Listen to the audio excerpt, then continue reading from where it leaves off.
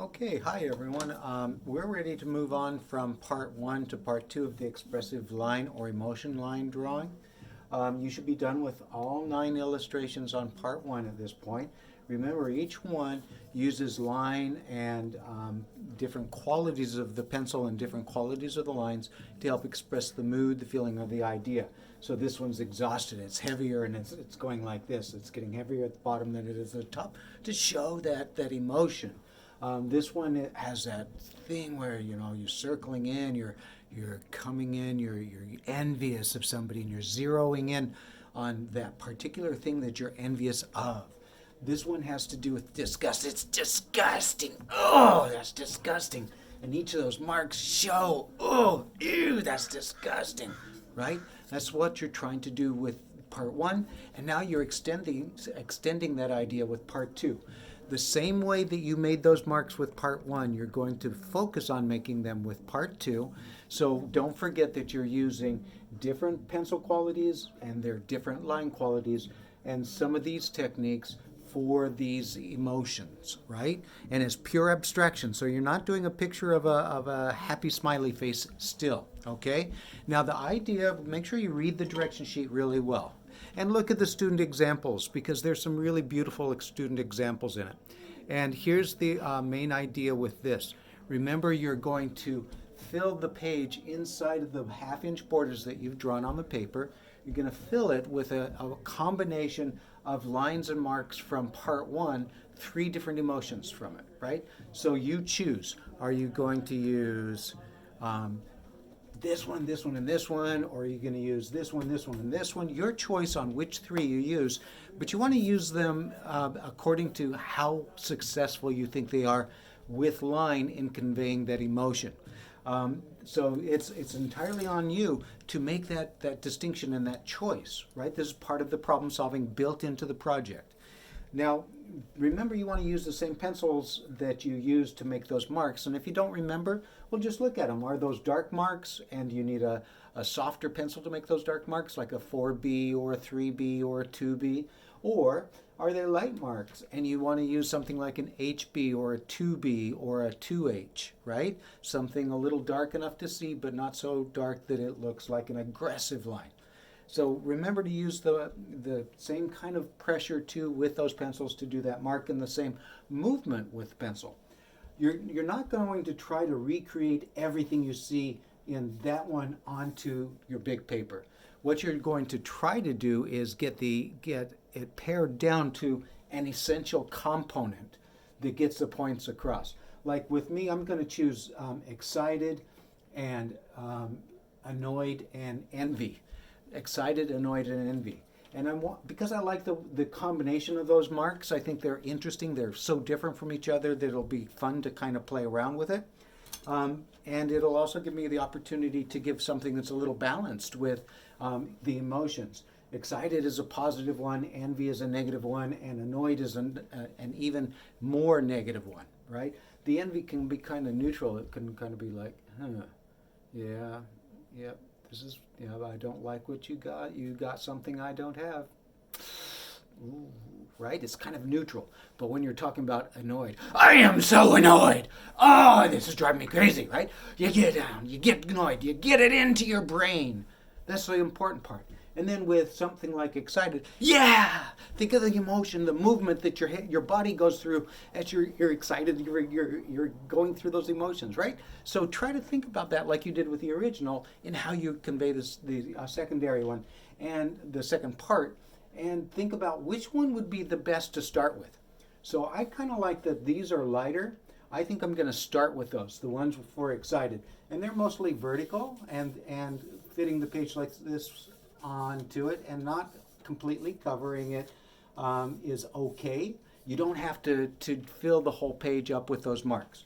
But they do need to stop at the borders. If you go all the way to the outer edges, make sure you use your eraser to clean them up. I like to put down a variety of them, lighter and darker, something similar to what I had there. And there were some darker areas too. I did some erasing as well. Make sure you have a clean eraser to do any erasing that you might have. So I took off some of them that go in like this, right? And that erasing help to kind of blend them too, smudge smear them, as well as erase them a little bit. Softens it up. Okay, so there's my mark making for the excited, that one right there.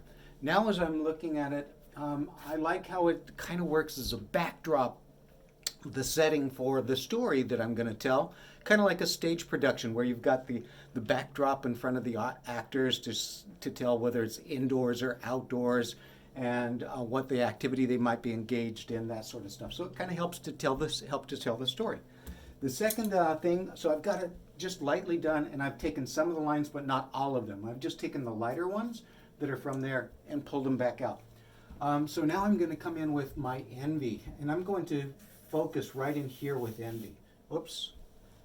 Don't forget to pick up the pencil you used originally. Here it is. So envy.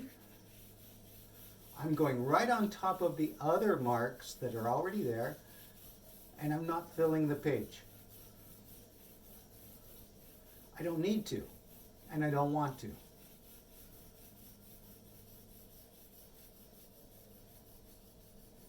I like that they focus right there at the center, and then maybe they overlap themselves a little bit for a little more emphasis. And now these lines look like they're on top of those other lines, the first lines. That's called overlapping, where one thing is cutting off your view of something else, like this hand is in front of this hand and it's overlapping it, and that shows space and depth. That makes it more visually interesting. That's one of the major ways to create an interesting and effective composition, is through overlapping. And how you place it on the page. By putting it at that angle, I made it more dynamic, more interesting than if it had just gone straight across, or if I had it on my paper like the original and done it the same way. So doing something a little differently on the page helps to create a little bit more visual interest, and a different interest or different focal point than the original. Now with my third one, with the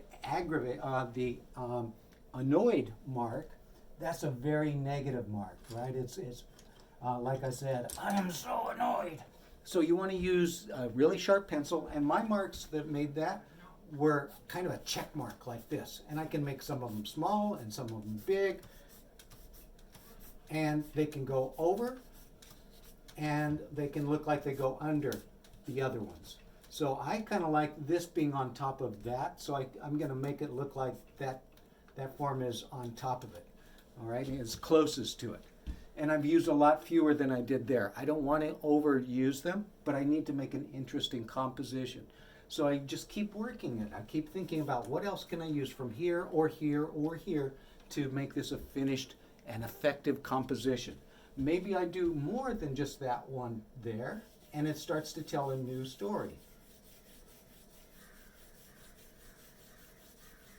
Right? And that's the whole idea here. You don't have to stick with the same original story in what you tell with your marks that you had in the original. It can become something brand new. I switched to another pencil that was more sharpened. Now I'm not crazy about that, but I can make it work. I'm going to add some more of these marks in there that are for annoyed. And I'm just going to keep building and building until I've got the results that I want. I keep looking for the pencils that I want. Make sure that they're nice and sharp if you're going to use them on this side, right? I'm going to put another one of these marks in here. I'm going to overlap it on top of this one, so it looks like it's a little closer to us.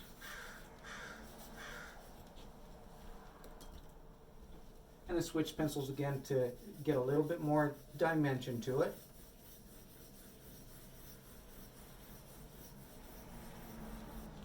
So I'm building my composition. Now I'm going to come back in with my check marks for annoyed, like I was starting to say. And I'm going to make more of them to fill up this space down below in a different way than they are on the original. So I just think about how I use them and where I use them to be more successful. I'm honestly not very happy with how this is developing, but I need to do some problem solving. What can I do to make it more visually appealing? Some of the things you can do, like it says in the directions, you can use other techniques that you've developed in the pencil worksheet. You could do eraser drawing, you could do some hatching, you could do details, you could just darken in some areas, and that's the one I think I'm going to add to it. Darkening in some areas will help to give it a little bit more depth and a little bit more visual interest. Going right up to the border with my pencil on its edge. It's a soft pencil. This is a 3B pencil. I'm really liking now the idea that I'm getting here. I'm stopping at that mark for annoyed, and I'm going to stop at this edge right there, and I'm going to go right in here. I'm going to build it up. I'm going to make it darker. I'm not pressing hard, I'm just building on top of it. Mark on top of mark to make it darker. I'm going to go along this edge to go right up to the borderline. Now, why not use my eraser in the same way that I did with the pencil to make any one of these marks? I kind of like that idea that I did with the lowest lying one, where I erased some of those lines for excited. So why not trying it again? Whoops. So remember, you want to make sure your eraser's nice and clean. So anytime it starts looking dirty like this, all it's going to do is smudge it and smear it like it did right there and there. So erase it each time you need to use it as an eraser, so it has a nice clean edge to it to clean it back off. So it's just a matter of problem solving. I can't tell you how to solve your problem, your emotion that you've set up for yourself, but I can certainly show you the techniques for using the pencils, the tools that we're using to make those marks, right? Now, I'm not liking that either. So I can pull out almost all of that. I can erase more of that, and I can build more into it. I'm liking some of those marks, and I like the fact that it's made this look like it's farther away from us. So maybe all I need to do is start building more of those happy, excited marks right on top. It's problem solving. So continue problem solving for yourself. Remember, I could use some of those marks in the negative space too. Got to clean my eraser every once in a while. There's a lot of graphite there, and all it does is picks it up here and smudges and smears it. So you have to erase your eraser to be able to use your eraser as an eraser when it's a lot of graphite. Erase your eraser to be able to use it as an eraser when it's loaded with graphite. All right, so keep turning it to clean edges if you're going to use it to do some erasing. So this part of it is on you. Remember, it's entirely personal. The marks you made here were yours. You're telling your story. I can't tell you what story to tell. You felt, that was the directions you were supposed to have felt each of these emotions before you drew them to be better able to draw them. Same thing here. Now you're taking emotions you felt and you're arranging them in an aesthetically pleasing way. This one is one I did with my first period class, and it took the elements or components from disgust, right there and there, and from lonely, these and that, and these from happy, right, the bigger areas. And I overlaid them. I put one next to another, building them up. This is almost finished, but it's not quite. It has a lot of white empty paper, but I don't need to cover all the white paper. I just need to make the composition interesting. On this one, I used the same three emotions, but I worked on the paper horizontally. Same three emotions are at work there. A little bit more time done here than there too. But you can see by arranging them differently, it's got a different composition, and it's starting to say something different here than it does there because of the way that it's arranged. Once again, same three here that I did with my fourth period class. Right? So just by how I arrange them on the paper, these are bigger than those. That is another way, by enlarging or making them smaller, by repeating them differently around the page, by taking some out, putting more in. All of those things are ways to make your composition more effective. All right, so that's your process. You're developing your composition by taking 3, 1, 2, 3, 1, 2, 3, any 3 you choose from your sheet that you think are the most successful, taking parts of them, not the whole thing, just parts of them, and rearranging them in interesting ways on the picture format. Don't forget your border first. You always need a border for finished artwork for my class. If you have questions, contact me. Good luck on that. Bye.